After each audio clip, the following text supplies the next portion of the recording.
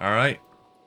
Chapter 1076 of One Piece just came out this week, and holy moly, it was a fantastic chapter. Dory and Broggy are back, guys. That is some hype stuff. What can I say? I love Dory and Broggy. You know me? I love everything about Alabasta and Little Garden's mini arc and everything like that. And we're bringing all the Alabasta guys back together in this arc. It seems Vivi is nearly there.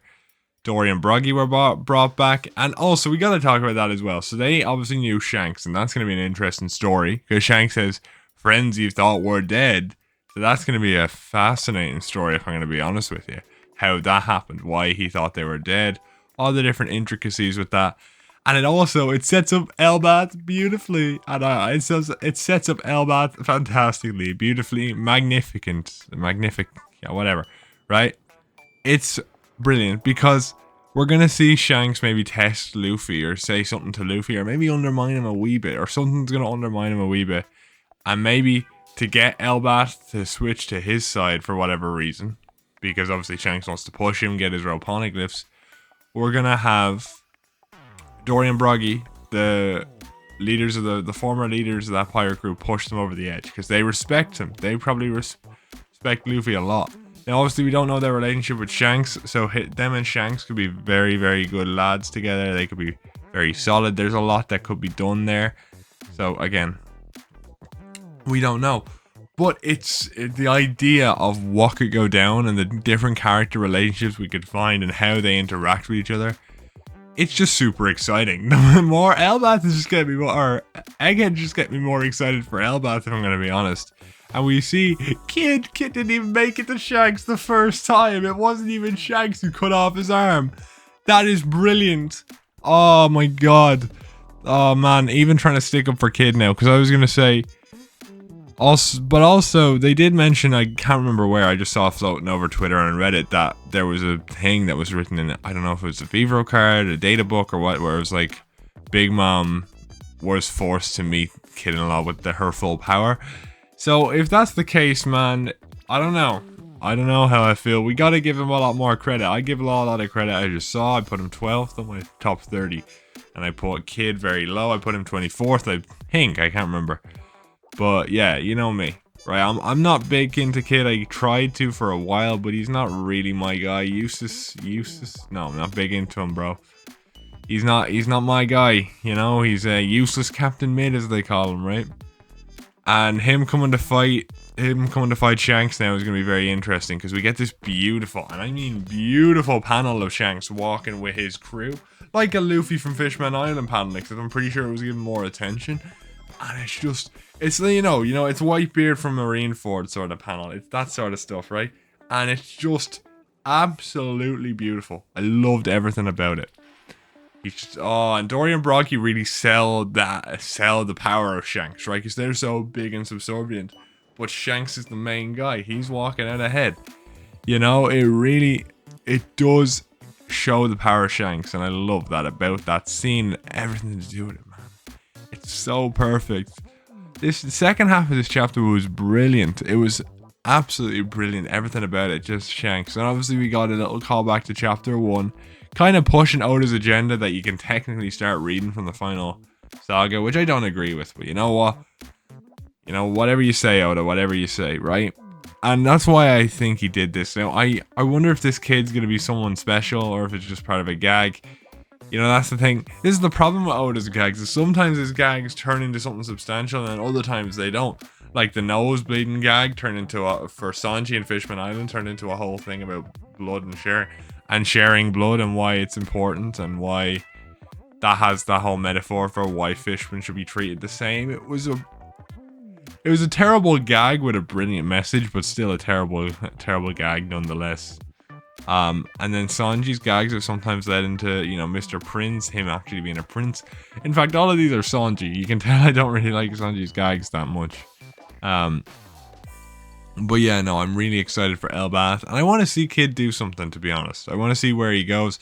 Honestly, I want to see that original fight, because I want to see him get wrecked by Rockstar. The way they make it sound like is Rockstar is always the first guy you meet. Rockstar is that first line of defense, you know what I mean?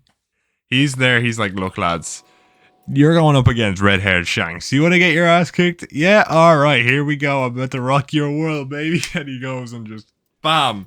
You know what I mean? And that's gonna be some cool stuff to see. I want to see Rockstar get that respect. Because he was an early guy pre-time skip. He was early to the crew, he was new. So seeing him be more experienced and do that, it's gonna be great. I'm very excited to see where this goes, see that flashback interchangeably with the actual fight. Hopefully, and maybe he will get a Shanks this time, showing how he improved. But we'll see how Shanks is a step above Big Mom and Kaido with him just wrecking the place. I think it's going to be fantastic. In fact, what I was hoping for was like there's like a hockey shield around Elbath. You know what I mean? Like whenever Shanks is there, it's hard to get to the island because it's like you have to fight through the remnants of his hockey or something like that. I don't know. It could be very, very interesting. Although it doesn't seem like that. But I'm really excited, I have to say.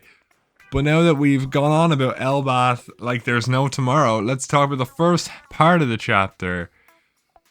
Luffy and Lucha are teaming up, boys. What can I say? And Luffy goes and says the most. Oh, he was like, well, you know, when you figure out you can't beat me, you're not going to go after my friends.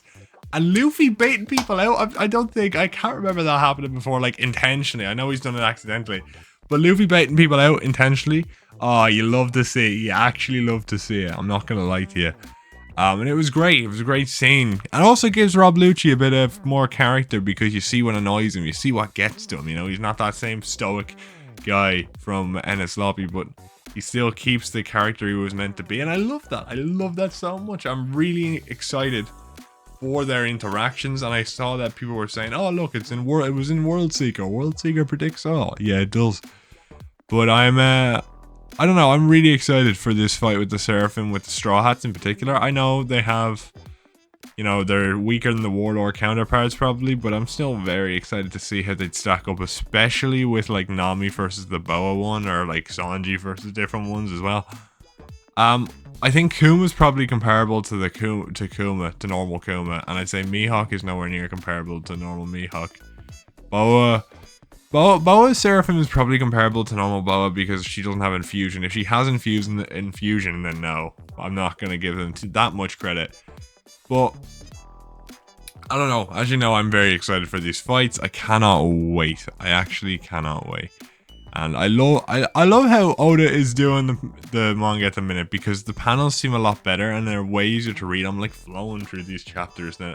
Because near the end of 1.0, it was very difficult to read, man. I had to get it up on my big computer. It's the same problem I have with Boruto and Dragon Ball Super. Their paneling is kind of bad, so it's really hard to get through them. At least with One Piece, it's like 18 pages, so it's not that bad. Boruto, man, even when Boruto's good, the paneling is terrible. That's why the last month's chapter, we're going off a bit course here, but last month's chapter Boruto was solid stuff. Well, this month, I don't know, I can't remember. The latest one so far. And it was solid stuff because the paneling was good, the storyline was good. It was what you could ask for. And that's the same thing with Egghead here. You know, the paneling's getting really good again, or at least, you know, really readable. And it's something I'm really looking forward to, because if we keep that style with that level of quality of story and art, like, oh man, because I liked the rough style of Wano, where it was like his drawings were like a little bit incomplete during the fight with Luffy, but it was to a level where I think it was intentional to have that roughness feel to it. And that's why I like the fight in the manga a lot as well, because the fight in the anime is polished and it's nice, but the roughness of the manga fight I do really like. So but also the nicest of the Egghead arc kind of goes for that, you know, pristine techie look, you know what I mean? So I do like that as well. I like that the whole change, the slight change to make the vibe slightly different. But I do hope we get some really good fights with the Straw Hats. I want to see Nami and Robin do stuff, because like the Black Maria fight was really good, and I just want to see if that was actually hockey from Nami, you know what I mean? I want to see that. I just want to see all the hockey feats from the different characters, to be honest, because at this point I think they need to have it. Like, there's no feat you're gonna hit without that at this point. And we've got most of the Straw Hats having hockey, and Jinbei, Sanji, you know, Zoro, Luffy. I'm going to say Nami, because we saw that with Zeus. At least Zeus has hockey to some degree, so at least her attacks will be infused with it to some level. And it's exciting. I want to see them fight more. I want to see where they go. I want to see where they stack up with Shanks, you know? And I talked about this in a previous video. In fact, I think it was last week's video. But back onto more other stuff, right? We got Vegapunk being down with the other agents. Now, this trader, it can't be Carabo, or at least Carabo can't be the only person involved, because obviously, if it was only Carabo, we wouldn't have the CP8 agents and stuff like that. There's a lot to be involved. I would just go with Lilith, of course. Lilith is the prime suspect for, I think, everybody, right? The evil Vegapunk. I don't think it's Shaka. I'm going to be honest with you. If it's Shaka, I'll be very surprised. Any other Vegapunk I could see. Shaka, I think, to me, as you know, I want to actually be the original Vegapunk, and there's some sort of mix-up there somehow, or have some relation to someone we know. Because he has a mask. I care more about what's going on with Shaka than I do about this traitor thing. Alright, I want to know what's going on with Shaka. We were introduced to him first and he was so cool, man. He's like the coolest Vegapunk. He's got that sick-ass jacket, that sick-ass helmet. How can you not love that man? Oh, bro, there's a lot, though. There is a lot to unpack with the traitor, like who it could possibly be, how it's going to impact the story. But another thing, and this is something I didn't notice until my second reading. Bro, we've been talking about the possibility of the war happening on Egghead. This is going down. 100 ships are coming to Egghead. The final war is happening, lads. We are getting the final war to start at Egghead. I don't care what anyone says. This is D-Day for the final war, boys. This is happening. And it's going to be insane. We get 100 military ships. They're coming with Jay Garcia, Sarton, Kizaru, man. And obviously, you know, Smoke is probably going to be there. All these people from the base we were previously showing earlier on are probably going to be there. This is going to be a world crazy event, man. I am excited beyond belief for this, and I cannot wait. We're going to get some crazy fights, some crazy character moments, and then we're going to get Elbath afterwards, man. This is some great work from Oda. He keeps hitting, and you got to respect it. It's just so good. It really is. It's on another level at the moment. I always love picking up a One Piece chapter to read it. I always have when I got into it. It's one of my favorite weekly rituals. First thing Friday morning, pop it up, you know, read it before I get up in the morning. And I love that. But I have to say to you, the last couple of weeks since Wano ended, it's just been hitting on another level. It really has. And I love Wano. I do. I've talked about how much I love Wano. And Momonosuke's character arc, and even Kaido to a certain degree. But it's just something about you feel the finality of the coming chapters. Every chapter is something that we've been waiting to see. The Dory and Baragi stuff, man. Like, that's some crazy stuff. I don't think you realize how long people are waiting for that. Man, Dory and Baragi's story to include. Usopp's actually gonna have something to do since Dressrosa, man. Alright, I don't know, man. There is so much to be excited for.